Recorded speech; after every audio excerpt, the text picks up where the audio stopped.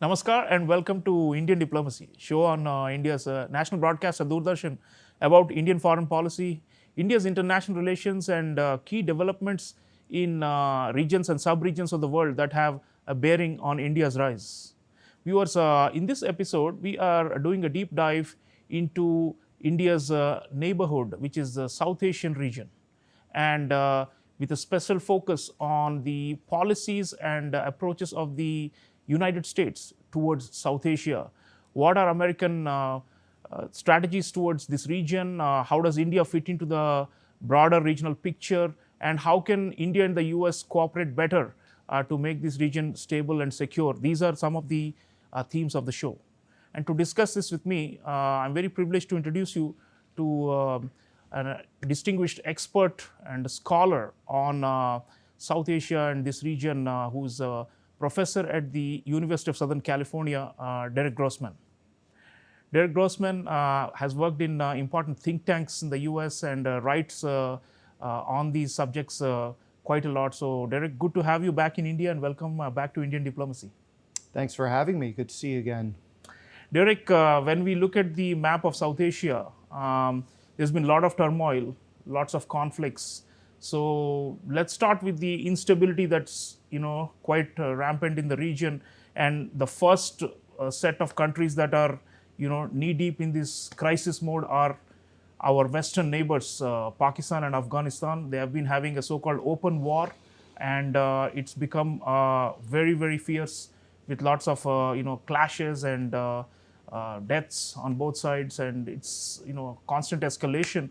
So what is interesting for me is that if you look at the American position on the Pakistan-Afghanistan conflict, they seem to be siding with Pakistan, and both President Donald Trump and the US State Department have said that they have full trust in the Pakistani rulers, and that they believe they're doing a great job, and that they're just defending their their national interests against terrorism coming from Afghanistan and so on. So on the other hand, India, which is the main power in South Asia, and which has had a long conflict with Pakistan, is siding very clearly with Afghanistan, with the Taliban ruled Afghanistan.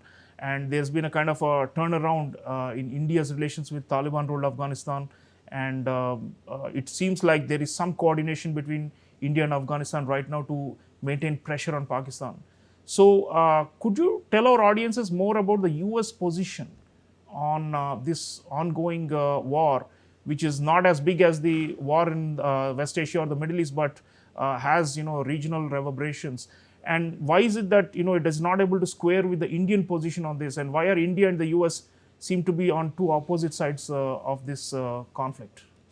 Thanks. And I'll say that I think the US-Pakistan relationship has really taken a very sharp turn in the direction of collaboration. And this is quite surprising, because if you go back to May of 2011, when we found Osama bin Laden hiding out in Abbottabad and had to do a raid in order to either capture or kill him, and the Pakistanis said we had no idea he was there, that was really the low point of US-Pakistan relations. And when you look at the relationship during the Obama administration, as well as the first Trump administration and the Biden administration, there hasn't really been a whole lot of progress in resetting the relationship. However, when you look at the start of the second Trump administration, there clearly has been an attempt to reset, and it's mostly come from the Pakistani side. And in my view, Islamabad has invested a lot in terms of lobbying the White House. They have engaged in conversations with Trump directly about things like cryptocurrency, critical minerals, counterterrorism, and other things of particular interest to this president. And I think that has gone a long way in improving the US-Pakistani relationship. Now, to your point about the ongoing Pakistan-Afghanistan war, it is true that the US State Department has said, or I would say more like implied, that it is supporting Pakistan over Afghanistan. They have not directly come out and said that so much. And I think but nonetheless, I think that's a direct result of the trend that I just mentioned. And for India and Afghanistan, you're right. since the Taliban came back to power in 2021, India has been quietly discussing issues of common concern with the Taliban, and it seems like there is support from the Indian side for Afghanistan against Pakistan, but that shouldn't come as a surprise. India and Pakistan have been arch rivals for many, many years. They went to war last year during the 4-day war. There's been a ceasefire, but not necessarily an end of Operation Sindoor. And so it makes sense for New Delhi to throw in its lot with Afghanistan over Pakistan at this time. And I expect these trends to continue. Right. Very interesting point being made, viewers, about lobbying and its influence in Washington, and dangling of strategic minerals and these sort of things. It looks very transactional, but maybe it works with the current administration in the U.S. It's also more complex because the Taliban in Afghanistan are fighting Pakistan with the weapons left behind by the U.S. Yeah. So it's not clear as to what is the real effect of U.S. policies there. But we'll have to wait and see whether this expected bonanza from strategic minerals in Pakistan will actually materialize, given the conflicts going on there. I also think it's fair to point out that the Trump administration has had a very chilly relationship with the Taliban. And Trump at various times has commented about Afghanistan, said things like, we'll take Bagram Air Base back if we want to, right? Has not put really any sizable amount of time and resources into engaging with the Taliban, right? So that is a strategic opening for other countries, to include India and China as well, to engage with the Taliban. Yeah, I mean, it looks like the Afghans are taking a very defiant position, while Pakistan is being much more supplicant when it comes to dealing with the US, and therefore Pakistan seems to be favored, and that's of course a matter of concern for us in India. Moving east now, Derek, another big country, Bangladesh, which has been in turmoil for last more than 1 year now, and they've recently had elections, and a new government has come in. And again, India and the US not necessarily in concurrence on the developments of the last couple of years there. India backed the former government of Sheikh Hasina. We had a lot of tensions with the interim administration of Muhammad Yunus. But on the other hand, the US, both Biden and to some extent even Trump administration seem to be getting along with those former regimes. So now that there's a new dispensation in Dhaka, India is also trying to claw its way back in and regain its lost influence there. So what is the US position on Bangladesh, your view, and what are the underlying strategic or deeper concerns or calculations of Washington when it comes to Bangladesh? Because in India, there's been a lot of frustration that the Americans just don't understand our perspective and they're doing their own thing. Yeah.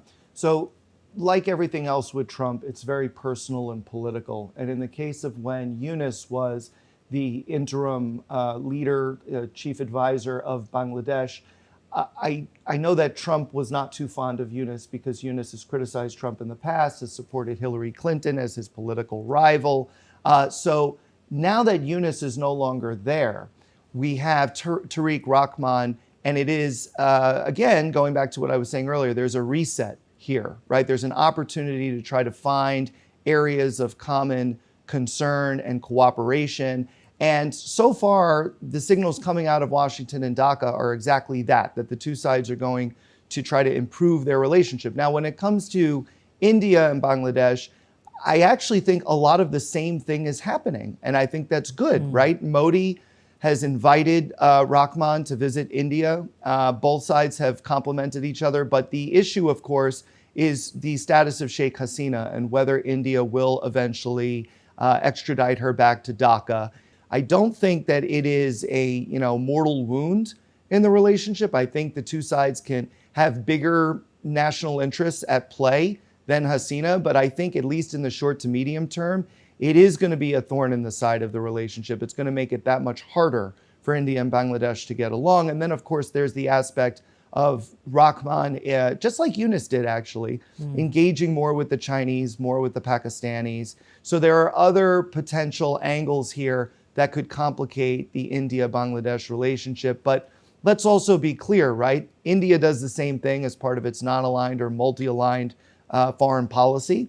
And so Bangladesh should be entitled to do the same. Yeah, I mean, the Bangladesh ruling Bangladesh National Party is saying that we will take a multilateral or a balanced approach. But Derek, as you know, I mean, in India, we always see these kind of terms with a degree of suspicion because we think that that's a cover for a Chinese, hegemony or shadow creeping into our immediate backyard. And in the past, we have often heard that the US is worried about the Chinese footprint growing in Bangladesh and the Bay of Bengal region. So ideally, US and India share the same concern, but how is it that we are not able to, coordinate better on Bangladesh? Well, I think some of this relates back to the US many years ago, basically saying that we are not going to go tit for tat with the Chinese on the Belt and Road Initiative. We're not going to engage in dollar diplomacy. It's going to be too expensive for one thing.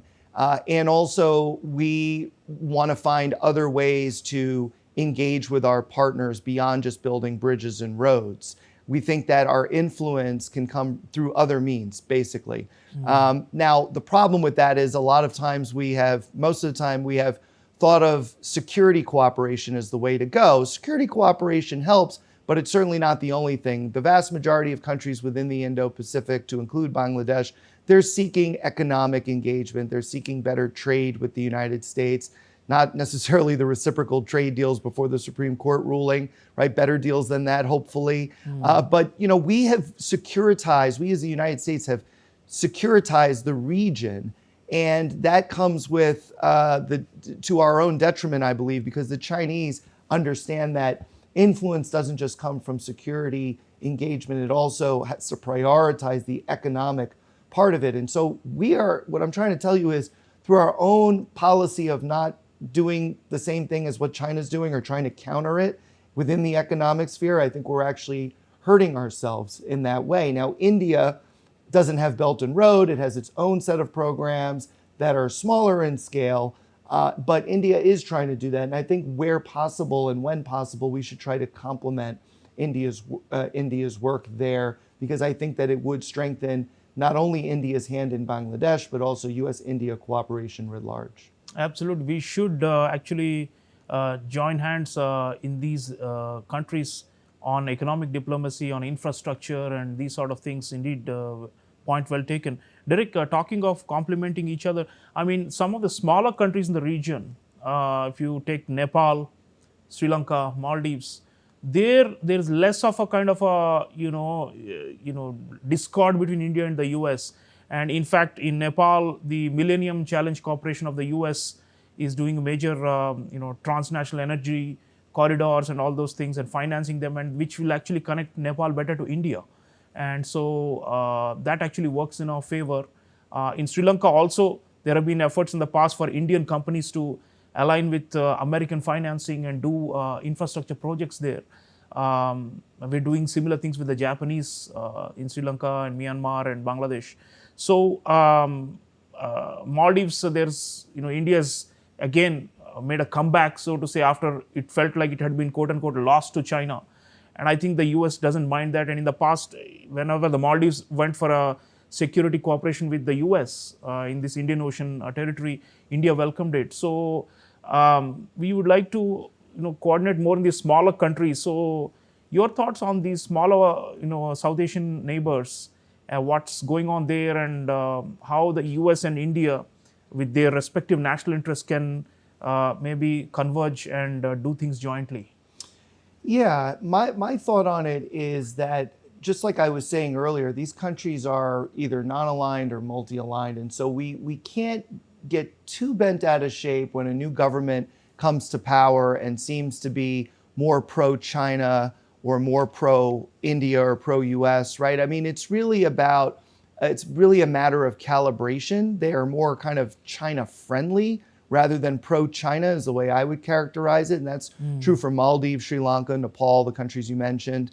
And at the end of the day, they're looking out for their own national interests, right? To the extent that the US and India can plug into that, to help them help themselves, I think that's a good thing. But also, of course, there's the broader geostrategic context, which is US-China competition and also India-China competition within South Asia. And so I think that by doing right by them, we ultimately do right for ourselves. That's the way we should be thinking about it. Unfortunately, regrettably, we have not always thought in those terms. We've only thought about the geostrategic context. And what happens is these smaller countries in South Asia begin to feel like pawns of great power competition. And that is something we want to seek to strenuously avoid. Yeah, and the smaller states then would like to play off the bigger ones and get benefits from everyone, and that's how you come up with this their own notion of balance or multilateralism. Yeah, points well taken. Now, Derek, let's come to India itself. I mean, US-India relationship, it's been like a roller coaster over the last 1 year, but we did the trade deal with the Trump administration, got the lower tariffs, and now it may be further lowered as a result of the US Supreme Court verdict. So things seem to be looking up again, and the trust that had been eroded seems to be like we are rebuilding it. Corporate America is betting big on India, and they're pumping billions into the big tech, especially in AI and semiconductors and all these things, which are very beneficial to India. So still, the question is, does the US still have the traditional, grand strategy of strengthening India to the extent that it, can be a democratic counterweight to China, or are they not thinking at all on those lines under Trump? This has always been a question mark for us, because if they are not looking at it as a part of a broader Asian power balance issue, but simply a one-on-one thing with each country, then you do a deal with India, then you do a deal with China also, and so on, right? And so, what do you think is the good news and the bad news in the India-US relationship as it stands right now? Yeah, the good news is that the US-India relationship over the last 25 plus years has an enormous amount of positive momentum, bureaucratic momentum at play, that the relationship has been strengthening across all categories of statecraft, right? Diplomatic, economic, and security in particular. And that is a trend that even Trump could not necessarily roll back in his outbursts over the summer, nor do I think he wanted to roll that back. I think it was more a play for trying to get India to do more on Tariffs, on tariffs, trade, but also import of Russian oil Yeah. and that aspect. Plus, there's, again, everything's personal with Trump. India not nominating him for the Nobel Peace Prize, but Pakistan saying that they would, was another aspect. We can't lose sight of that. So the good news is it's really hard to roll back US-India cooperation.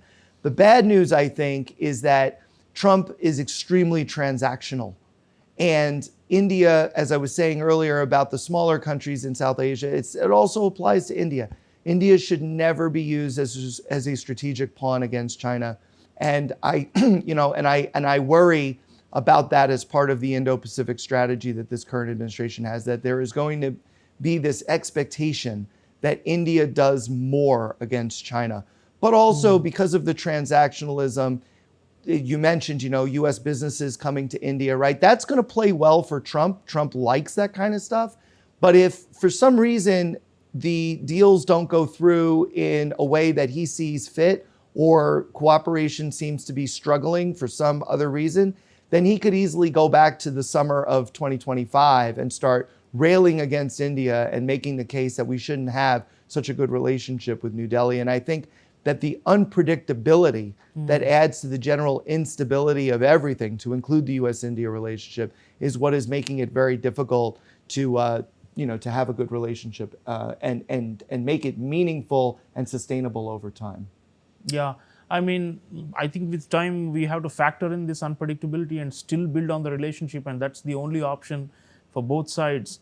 Derek, the broader, if we go beyond the immediate neighborhood of South Asia, or just and go look at India's extended neighborhood, the Indo-Pacific as a whole. You already mentioned the whole idea of India being, instrumentalized to counter China and all that. Now, there are lots of recalibrations going on, And the US seems to be doubling down on, especially on the alliances, right? With Australia, with Japan, with the Philippines, South Korea, and all these. But less so with the strategic partners who are not formal allies. Like they have Indonesia, they have Vietnam, and then they have India. And these countries obviously are not allies of the US, but we share the common concern about checking Chinese expansionism. So here, what do you think? Do you see a coherent strategy emerging, or even there are questions about distraction because the U.S. is embroiled in the so-called reviving the Monroe Doctrine in Latin America, and now they are in a serious war in West Asia or the Middle East. So the Indo-Pacific, does it get sufficient attention? What happened to the Quad? I mean, everybody in the strategic circles in India is asking, why is the Quad summit not happening, and how much further is it going to be delayed? There's a brief mention of it in the US national security strategy, but people are not sure that it's being given the primacy that it used to be in the past, the Quad, which is the broader coalition building. So does India's centrality lessen as a result of the loss of the momentum around Quad also, So your thoughts on these whole things? There is some good reason to be worried about the future of the Indo-Pacific in U.S. planning and strategizing, because like you said, according to the national security strategy and the national defense strategy, as well as Trump himself and senior officials within the Trump administration, the Western Hemisphere is now the number one priority. And then, of course, we have the war in the Middle East against Iran that is ongoing, and that is going to, I think, continue to preoccupy the United States when it could be doing more in the Indo-Pacific, such as shoring up alliances and partnerships, to counter China, but also to engage with China in a fruitful way. Let's not forget, Trump is still planning to go to Beijing, and he has said he wants to have a better relationship with China. So the United States, even though it is the sole remaining superpower, it also has limited bandwidth, time, and resources in order to accomplish all of these things. And so I am concerned that the Indo-Pacific is no longer the top priority. It has obviously the largest population of any region in the world. It is extremely dynamic economically and is important for our security. And so to lose sight of those things because of some of these other regions, right, I think would be to the detriment. Also, let's not forget Russia is still invading Ukraine. So there's still that preoccupation, right? That also seems to be on the back burner. True. I will just say that the United States is juggling a lot of balls right now.